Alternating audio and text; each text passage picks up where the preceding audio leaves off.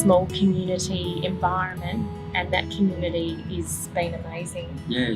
Support to us with Jim. It's a wonderful lifestyle too, and they love horse riding, both of them, you know, the outdoors, the animals, like we love being able to give that to them. Jim goes to a local school just down the road, the Blandford Public School. He gets on the bus to go to the school, which is only 5 minutes down the road, but it's all part of him having his own independence.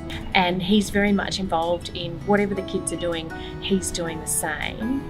The kids include him all. He's like a bit of a rock star at the school. They are amazing with him. Physical environment, I believe, it wouldn't actually matter what the physical environment is. It's the people that make the difference. And that is it. So you can put as many ramps in as you like, as many lifts, whatever, but it's actually the people that make the difference.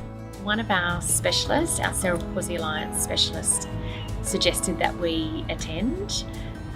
She sent us an email about it all, and we just put Jim in, and it just makes it so much easier to be able to do those things, and enabled us to go somewhere and stay in an area that allowed Jim's sister to enjoy a lot of attractions and a week away in Newcastle as well, which is, we try to keep things as normal as possible for all of us, including his sister Grace, who does take a lot of ownership over her brother. So this allowed her to have a week away, enjoying other things while Jim was doing his thing in a beautiful spot. So we're very grateful for that.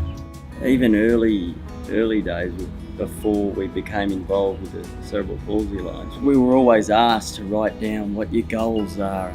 We found the Cerebral Palsy Alliance to offer their knowledge and skills and then enable him to be the best he can be. See, the transfer, that was the major achievement for the week. You don't realise these smaller things that are so important, that turn out to be so important, like a transfer to go from from his walker to his wheelchair, how important that can be, because he's only small at the moment, but obviously down the track it's a lot easier or will be a lot easier for us. But you don't realise how important these things are until you go to an intensive training. I think any form of intensive therapy for a child with cerebral palsy or whatever disability they have is now what we consider to be the way to go, because of the repetition,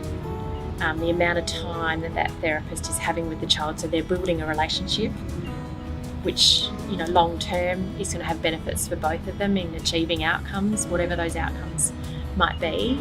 We now are looking for any programs that are intensive now for Jim, because we know that it'll work.